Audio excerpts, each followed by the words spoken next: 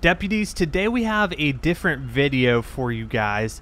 Today we're taking a look at the Cadillac nicknamed the Beast, and it's the presidential state car by Skyline GTR Freak. This thing is awesome. We're going to do some testing with this. We're going to test its bulletproofness, if that's even a word. We're going to test its handling abilities and just take a look at this model. So some of the features of this model: working dials, properly modeled chassis, illuminated interior at night, custom tear gas and smoke grenade launcher, detailed front interior, proper mirrors, bulletproof windows, and overall it looks amazing. So let me go ahead, put on our lights here, and we're going to take a look at this vehicle. Let's go into first person real quick.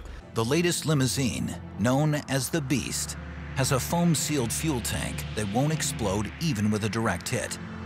The car is perfectly sealed against biochemical attacks. There is an oxygen supply and firefighting system in the trunk, and reportedly, bottles of the president's blood type. The doors weigh as much as a 757 cabin door, thanks to 8-inch thick armor plating. Remington shotguns are close at hand. So this is a vehicle that the President of the United States travels in. They typically travel in pairs, meaning there's a duplicate to kind of throw off if someone were to try to attack which vehicle the President is actually in. This is an updated the Beast. You can see it's got the Cadillac's newer LED headlights. And we'll just take a walk around. So I know the tires are supposed to be basically run flats, meaning if the tire goes flat, the vehicle can still drive. That's not going to stop it. I actually remember seeing a video of the Beast getting stuck overseas. It actually got high centered on a bump. And if I can find the video, I'll add it in here.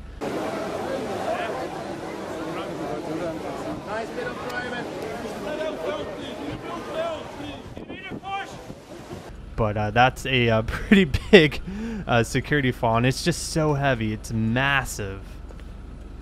You can see the seal here on the doors. It's got lots of antennae for communications, with all the Secret Service protecting the president.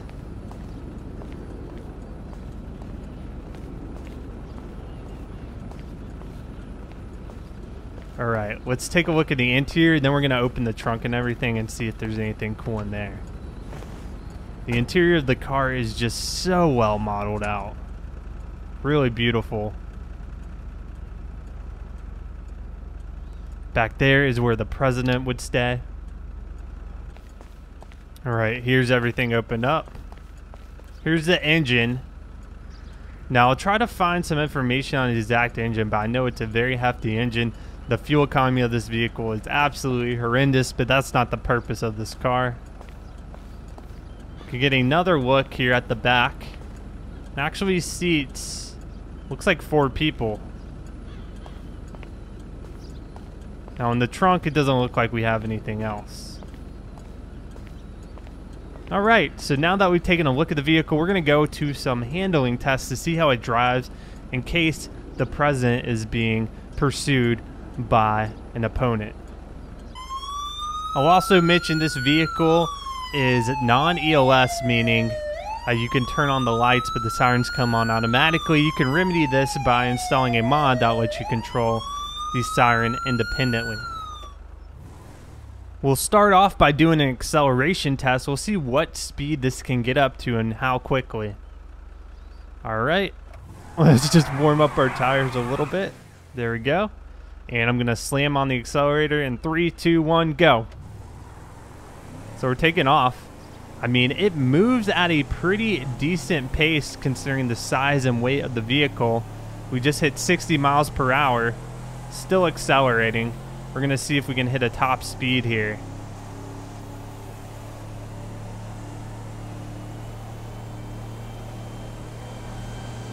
85. And we're going to brake test as well. Wow, the brakes on this thing are very powerful. This thing came to a stop on a dime. We were able to hit about 86 miles per hour. If we had a little more stretch, we could probably hit, I would say, close to 90. But other than that, we're not going to be able to go too much quicker. We'll start testing some of the off-road capabilities by just doing some dirt and grass. Some basic off-road stuff. Nothing too crazy.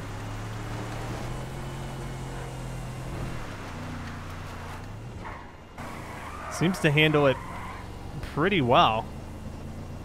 No problems there. Now we'll go to a bigger challenge. We'll go up to Blaine County in some of the more hillier areas and test it up there. This is going to be a true test of its ability to climb hills. We're going to try to take this very steep hill right behind us on the Chiliad mountain range. So let's go ahead, start accelerating up the hill. So this vehicle has all types of all-wheel drive systems, just so it won't get stuck. And it's honestly, it's handling it like it's absolutely nothing. I'm actually pretty shocked at how well it's able to climb this hill. Wow, that was no problem. Now let's see how well it is descending a hill. That could be its own challenge as these bunny rabbits cross our path.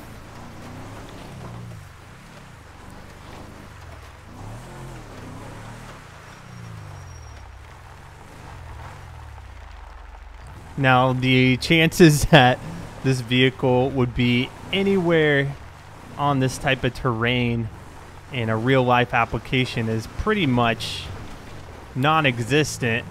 We just wanted to test it as a worst case scenario, and it handles perfectly fine. So now what we're gonna do, I'm actually gonna drive this off the cliff, and we're gonna see how well it survives a very significant fall.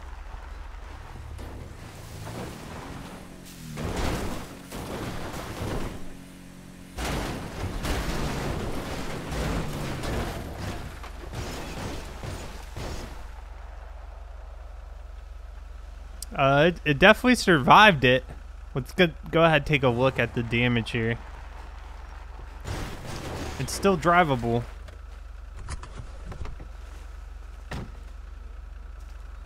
Yeah, we got some serious damage to the front of the car. You can see the lights are pretty bent up. Glass is still all intact.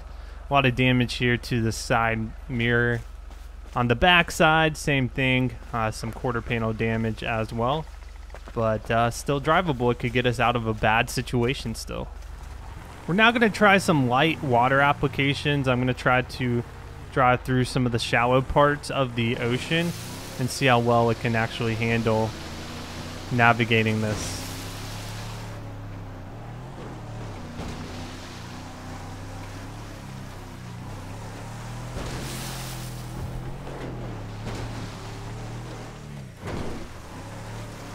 No problem whatsoever.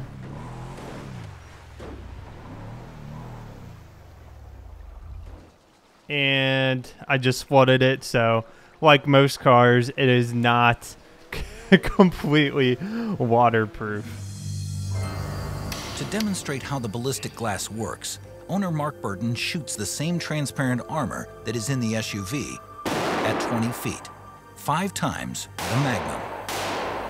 And this glass is less than half as thick as that in the presidential limousine. The windows begin with layers of heavy glass that absorb the bullet's impact, but generate deadly sharp fragments. The final layers are a plastic. Like a catcher's mitt engulfing a baseball, these elastic sheets stop the bullet completely. Now we're going to move on to some weapon testing. We're going to start off with just a standard pistol. We're going to see how well the windows hold up and how well the body holds up to taking oncoming fire.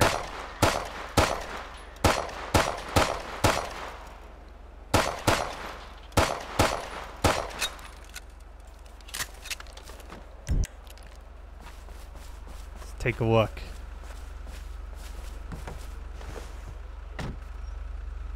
Okay, you can see the windows are intact still, and they're blocking the bullets from entering the vehicle.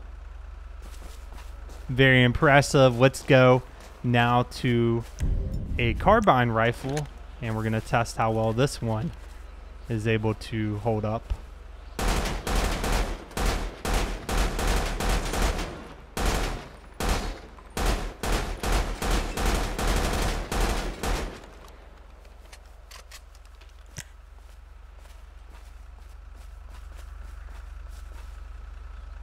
Take a look from the other side, see if we can see any penetration into the vehicle.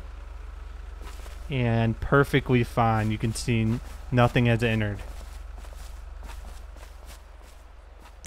We've now got a heavy revolver. I'm going to do it from the front of the vehicle at close range to see how well the front glass holds up.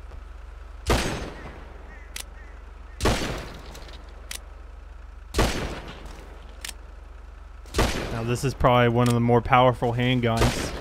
You can see perfectly fine here.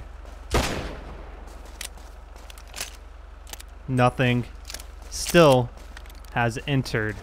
So we will continue on through our weapon rotation. We've got a sniper rifle. So obviously you want the president to be safe from an attack. Somebody were trying to snipe him. So let's go ahead, shoot through the back windshield.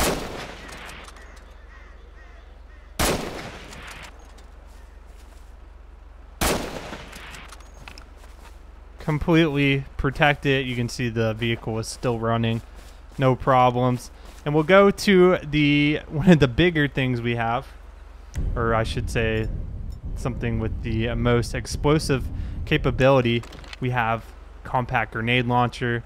We're gonna see how well the beast is protected from explosions.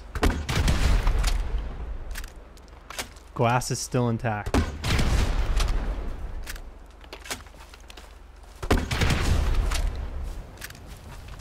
Oh, and the vehicle has actually caught fire.